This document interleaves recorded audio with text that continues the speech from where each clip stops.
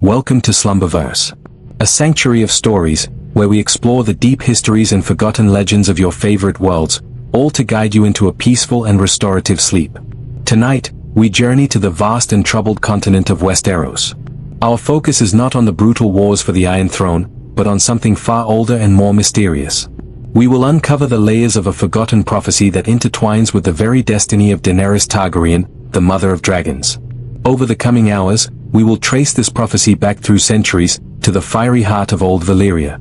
We will understand how the blood of the dragon grants her both immense power and profound sorrow. We will explore her dreams as visions shaped by ancient magic and a fate written before her birth. So, settle in now. Let the weight of the day drift away. Allow the cadence of this story to calm your mind. Close your eyes, and let us begin our journey into the mists of time. Chapter 1, The Seed in the Ashes. To understand Daenerys Targaryen, one must first understand that she is a living relic of a world that no longer exists. She is the last echo of the freehold of Valyria, the last ember of a fire that once consumed the world. Her prophecy did not begin with her birth, but centuries before, where the Dragon Lords forged an empire with fire and blood. The Valyrians were not like other men. Their mastery over dragons was a deep, magical symbiosis, a bond written in blood.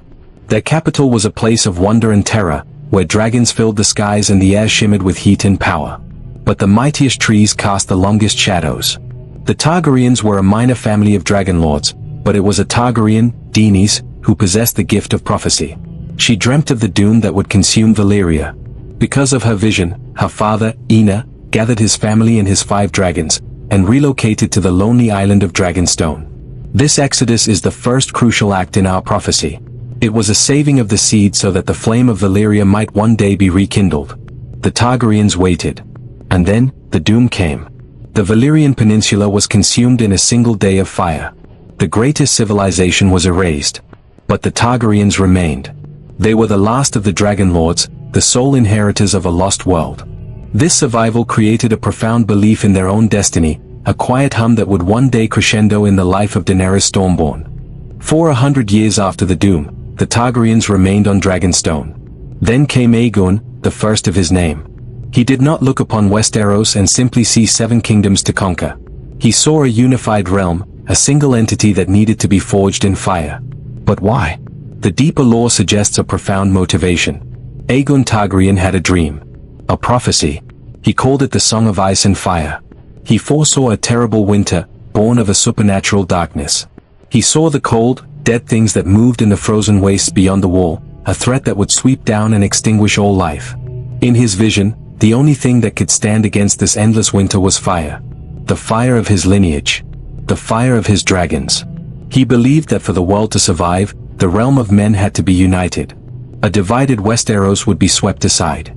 The conquest was not merely an act of domination, it was an act of salvation. The Iron Throne, forged from the swords of his enemies by Balerian's breath, was meant to be a bulwark, the command center for the War for the Dawn. This prophecy became the secret heart of the Targaryen dynasty. It was passed down from king to heir, a sacred trust. It was the reason they looked north. The weight of this knowledge, the burden of saving the world, shaped their rule. The tragedy is that over the centuries, this purpose began to fade.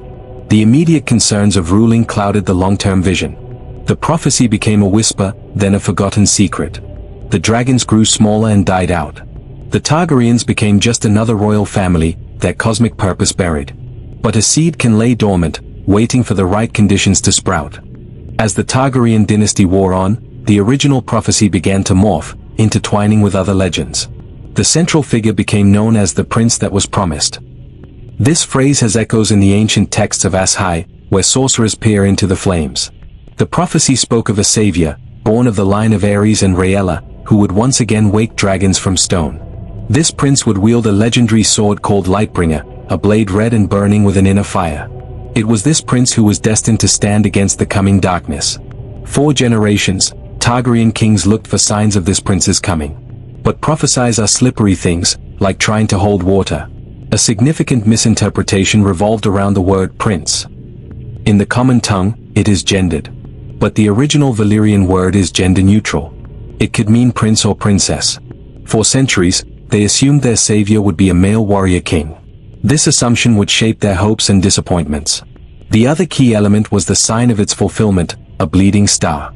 This was understood to be a red comet. Such an event was to be the herald, the signal that the promised one had arrived. The Targaryens watched the skies for this sign, generation after generation. This waiting, this endless anticipation for a savior who never came, created a deep anxiety. It made them desperate. It contributed to the madness of King Aerys too.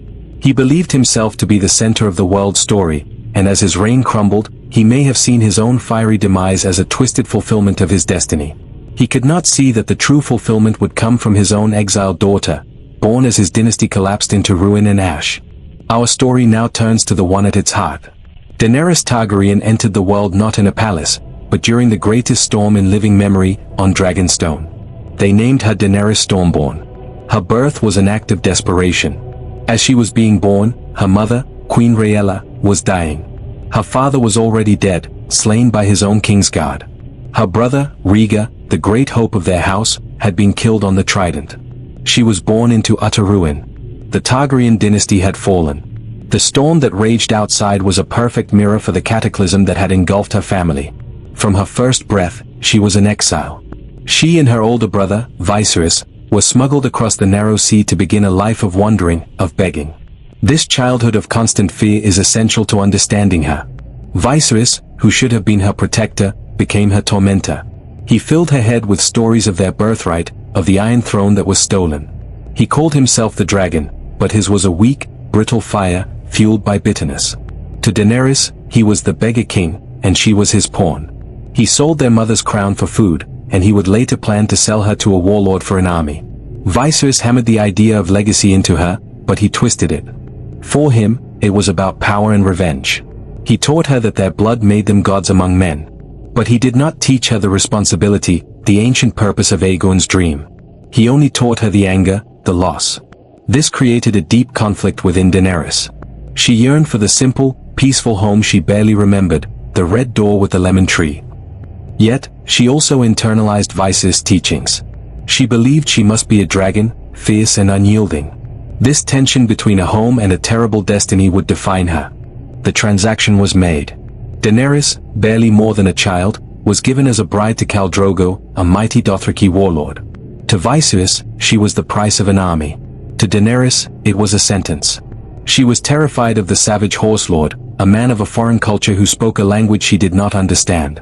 Yet, in this exchange, she found not just a husband, but a strange kind of agency. Khal Drogo, for all his fearsome appearance, did not treat her as a slave. In his own way, he showed her respect. He was a man of strength, and she learned to appreciate that strength. More importantly, she received 3 gifts that would become the physical anchors of her power and identity. The first was a wedding present from the exiled knight, Ser Jorah Mormorn. It was a set of books, chronicles of the history and wonders of the 7 kingdoms. This gift rekindled the stories Viserys had told her, but in a more tangible, less hateful way. It connected her intellectually to the land she was destined to rule. The second gift was from the scheming Magister Illyrio Mopatis, who had brokered the marriage. It was 3 petrified dragon eggs. They were beautiful, ancient, and utterly dead. They were fossils, stone curiosities from the Shadowlands beyond Ass High. They were a symbol of her house's glorious, extinct past. A beautiful, but ultimately empty, heirloom. The third gift was the most unexpected. It was from the lanky, cynical archer, Jiki, a handmaid, who would become one of her most loyal and fierce protectors. This gift was not an object, but a person. A seed of the loyalty that would one day become an army of the heart. Alone and afraid, Daenerys began to gather the pieces of herself, and of her destiny, though she did not yet know it. As Daenerys adapted to life with the Dothraki, her sense of self began to shift. She was no longer just the frightened sister of the beggar king. She was Khaleesi of the great Khalasar. She started to learn the Dothraki language and customs. She found strength in her new position. She even stood up to Viserys when he tried to steal her dragon eggs, telling him they were not his to take. This was a small act, but a significant one. The dragon was waking. It was during this time that a new figure entered her life, one who would speak directly to the prophetic currents swirling around her. An old, mysterious woman emerged from the crowd. She was a Migi, a sorceress. Her name was Miri Mazdur. She was a slave, a healer from the city of Lazar. At this moment, she appeared as a potential ally, a woman with knowledge of birthing and blood magic. But the most transformative guidance came from another source. As Daenerys grew more confident, she sought out Ser Jorah Mormorn. She asked him to tell her of the home she had never seen. And she asked him about the source of the Targaryen power. The Targaryens were mighty once, she said. But now they are all gone. Was it their dragons that made them great? Ser Jorah gave her a crucial, and only partially correct, answer. The Targaryens were powerful because of their dragons. Aegon conquered Westeros with them. But a dragon is not a slave, Khaleesi. They are fire made flesh. And fire is power. This lesson settled deep within her. It connected to the ancient Valyrian bond. It was not about control, but about a partnership with the ultimate power of fire. She was beginning to understand the nature of her inheritance. It was not just a chair. It was a connection to something primal and elemental. This understanding would soon be tested in the most brutal way imaginable, a trial by fire that would either consume her completely or forge her into something new. The fragile peace Daenerys had found was shattered when Viserys' impatience boiled over. Drunk on wine and entitlement, he threatened her and her unborn child, demanding the crown Khal Drogo had promised him. In the Dothraki sacred city of Vaz Dothrak, where no blade may be drawn, he drew a sword. It was his final, fatal mistake. Khal Drogo's response was swift and brutal. He gave Viserys his crown of gold, pouring a pot of molten gold onto his head. He was no dragon, Daenerys observed, watching him die. Fire cannot kill a dragon. In that moment, she was freed from her primary tormentor. She was the last Targaryen. But a greater tragedy was coming. An assassination attempt, ordered by the usurper in Westeros, left Daenerys shaken. In response, Khal Drogo vowed to cross the narrow sea and win her the Iron Throne. But during a raid, he was wounded. The cut festered. The mighty Khal was dying. Desperate, Daenerys turned to the one person who claimed they could save him, the Migi, Mirri Maz Duur. Mirri Maz Duur performed a dark blood magic ritual. The price was a life. Only death can pay for life, the Migi said. As the ritual reached its crescendo inside Drogo's tent, Daenerys went into labor outside.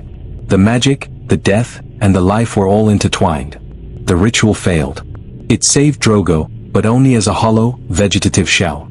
It also cost Daenerys her son, Rhaego, who was born monstrously deformed and dead. Mirri Maz Duur revealed her true motive, revenge for the destruction of her village. "You will not hear me scream," Daenerys told her. "I will," the Migi replied. "It is not enough to kill a horse. The stallion who mounts the world is dead. He will not burn the nations, nor will his Khalasar." Daenerys had lost everything. Her brother, her husband, her child, her army. She was utterly alone in the Red Wasteland. But in the depths of this despair, she remembered the words. Fire cannot kill a dragon. With nothing left, Daenerys made a choice. She would not fade away. She ordered a funeral pyre built for Khal Drogo. She placed his body upon it, along with the 3 petrified dragon eggs. She chained Mirri Maz Duur to the pyre as well. The Migi had said only death can pay for life. Daenerys intended to pay the price. As night fell, she walked into the flames. Her loyal blood riders and Ser Jorah could only watch in horror. The fire consumed the wood, the body, the Migi, and their Khaleesi. It was an act of ultimate faith, or ultimate despair. She was stepping into the unknown, trusting in the blood of the dragon that flowed in her veins. The night burned. And as the dawn broke, and the embers smoldered, a miracle occurred. The fire had not consumed her. Daenerys rose, unscathed, her clothes burned away, her skin kissed by smoke but unharmed. And curled around her, nursing at her breast, were 3 newly hatched dragons. Their scales were black, green, and gold. She named them for the men she had lost, Drogon, for her black-scaled sun and stars, Viserion, for the brother she could not save, and Rhaego, for her noble brother, Rhaega, whom she had never known. The prophecy had been fulfilled. She had woken dragons from stone. The red comet that appeared in the sky that very night was seen by all across the world. The bleeding star. The sign of the prince that was promised. In that moment, Daenerys Stormborn was no longer just an exiled princess. She was the mother of dragons. The myth made flesh. The secret, forgotten purpose of her bloodline had roared back to life in a single, fiery night. She was now the living, breathing hope of House Targaryen, and the vessel for a destiny she was only beginning to comprehend. The birth of the dragons changed everything. To the Dothraki who remained, it was a divine sign. They bowed to her as a true leader. To the world, it was a shockwave. For the first time in a century and a half, dragons lived again. The news spread like wildfire, reaching the ears of the Spider in King's Landing and the exiled Starks in the north. The world's balance of power had been fundamentally altered. Daenerys now had to learn what it meant to be a mother to dragons. They were not pets. They were intelligent, willful, and dangerous. They grew at an astonishing rate. Their bond with her was psychic, emotional. When they were happy, she felt their contentment. When they were angry or in pain, she felt their distress. She was their world, and they were hers. They were the source of her power, but also her greatest vulnerability. Her journey now took on a new direction. She was no longer just trying to survive, or even just to reclaim a throne. She was building a new society. Her first great act as a ruler was to liberate the city of Astapor from its cruel masters. She acquired an army of Unsullied, not by buying them, but by cunningly using one of her dragons as a bargaining chip, then commanding the Unsullied to turn on their masters. "Dracarys," she said, and Drogon unleashed his fire. It was the first time she had wielded a dragon as a weapon of war. It was a taste of the destructive power she commanded. She then marched on Yunkai and Meereen, breaking the chains of the slaves. She became Mysa, the mother. She accumulated followers not through fear alone, but through a message of liberation and justice. This was her philosophy of rule taking shape. She saw herself as a breaker of chains. But with each city she freed, she inherited the immense problem of how to rule it, how to build a peaceful world from the ashes of the old one. The prophecy was no longer a story, it was a practical problem of governance. In Meereen, the reality of ruling began to clash with the idealism of conquest. Daenerys found herself mired in politics, assassination attempts, and the stubborn resistance of the former slave-owning class. To keep peace, she made compromises. She agreed to reopen the fighting pits, a symbol of the violence she despised. She married Hizdahr zo Loraq for political stability. Each compromise felt like a betrayal of her own identity. The breaker of chains was being chained by the throne she sat upon. It was during this difficult time that two figures arrived who would deepen her connection to her prophetic destiny. The first was Tyrion Lannister, a clever outcast from Westeros who became her hand. He offered political wisdom and a deep knowledge of the enemy she faced. The second was Jorah Mormorn, returning to her service, bearing a gift and a warning. The gift was a rare old book he had found in a ruined mansion in Valyria. The warning was of the Sons of the Harpy and their plots. But the most significant arrival was that of Kaith of Ashai, the mysterious masked woman who had spoken to her before in Karth. She appeared to Daenerys in a vision, her words cryptic and haunting. "The glass candles are burning. Soon comes the pale mare, and after her the others. Kraken and Dark Flame, Lion and Griffin, the Sun's Son and the Mummer's Dragon. Trust none of them. Remember the Undying. Remember who you are, Daenerys. The dragons know. Do you?" Kaith's words were a tapestry of prophecy. She was warning Daenerys of the various players who would seek to use her. She was urging her to remember her true self, her Targaryen blood, her destiny as the mother of dragons, before she was consumed by the role of Queen of Meereen. The path to her destiny, Kaith implied, was not through compromise and politics in Slaver's Bay, but through embracing the fire and blood of her heritage. The dream of a simple life with a red door was slipping away, replaced by the inexorable pull of a much larger, much more dangerous fate. The tensions in Meereen finally erupted. The Sons of the Harpy launched a coordinated attack at the fighting pits. As chaos reigned, Drogon, who had been roaming free, returned. He descended upon the arena, a whirlwind of scales and fury, breathing fire upon the Harpies and saving Daenerys from certain death. In that moment of terror and salvation, Daenerys faced a choice. She could stay and try to reassert control over a city that was tearing itself apart, or she could embrace the wild power of her dragon. She climbed onto Drogon's back. It was not a graceful act of mastery, but a desperate, clinging ride as he soared away from the city, away from her responsibilities, her advisors, and her army. She flew across the grasslands, finally landing far from any settlement. She was alone with her dragon, the way the first Targaryens must have been in the wilds of Old Valyria. She removed the tokar, the heavy garment of the Meereenese ruler, and embraced the simple tunic of a Dothraki rider once more. This was a symbolic shedding of the compromised queen and a return to her core identity, the Khaleesi, the mother of dragons. Meanwhile, back in Meereen, her absence created a power vacuum. Tyrion, Grey Worm, and Missandei were left to hold the city together against the besieging masters. Her other two dragons, Viserion and Regal, were chained in the darkness, their roars echoing their misery. Daenerys's flight was not an abandonment, It was a crucible. She was being stripped back to her essential nature, forced to confront what she was without her titles, her armies, and her cities. She was just a girl and her dragon, surrounded by a vast Khalasar of Dothraki who found her. But this time, she was not a scared bride. She was a woman who had walked through fire and ridden a dragon. When the Khals attempted to dominate her, she would show them what a true dragon could do. The Dothraki Khals took Daenerys to Vaz Dothrak, to the temple of the Dosh Khaleen, the aged widows of former Khals. Their judgment was that she must spend the rest of her life there, forgotten by the world. They saw her as a broken widow, her story over. They did not understand the prophecy she carried within her. As they sat in council, pronouncing her fate, Daenerys listened calmly. Then she spoke. She told them she was not a widow to be put aside. She was the mother of dragons. And her destiny was not to be decided by them. In a scene that mirrored the pyre that birthed her dragons, she executed a plan of breathtaking audacity. She knocked over the braziers that lit the temple, spreading oil-fed fire across the floor. The Khals panicked, rushing to the doors she had barred from the outside. "I am not going to stop the wheel," she declared, her voice steady amidst the inferno. "I am going to break the wheel." The fire consumed the Khals, their screams echoing through the temple.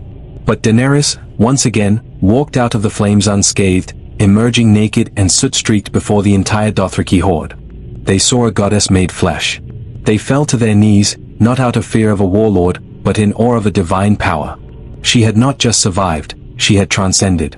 She had united the entire Dothraki nation under her banner through an act of miraculous power. With her new Khalasar, the largest in living memory, she turned her gaze west, towards Westeros. The breaker of chains was coming home, not as a beggar, but as a conqueror and a messiah. Daenerys returned to Meereen not as a struggling governor, but as an unstoppable force. Her Dothraki horde swept away the besieging masters. She unchained Viserion and Rhaegal, freeing them from the darkness. She had embraced the fire and blood of her house words. With her unsullied, her Dothraki, her fleet, her dragons, and her advisors, she finally set sail for Westeros. The invasion that her ancestor Aegon had launched 3 centuries ago was now being undertaken by his last descendant. She established her base on Dragonstone, the ancient Targaryen fortress of her birth. It was a homecoming, but the castle was cold and empty, a monument to a dynasty long gone. Here, she began the practical work of war, planning her campaign against Cersei Lannister. But a greater threat was looming in the north, the very threat her ancestor Aegon had dreamed of. Jon Snow, the king in the north, came to Dragonstone seeking an alliance against the army of the dead. He was the embodiment of the ice in the Song of Ice and Fire. Their meeting was a clash of worldviews. He spoke of a mythical enemy she had never seen. She demanded he bend the knee, to acknowledge her as his rightful queen. He refused. He needed her help, but he would not surrender the independence of the north for it. In Jon, Daenerys met someone who was not swayed by her titles, her dragons, or her prophecy. He was grounded in a stark, immediate reality. He was a living reminder that her claim to the Iron Throne was not the only, or even the most important, story in the world. The prophecy was expanding, becoming more complex.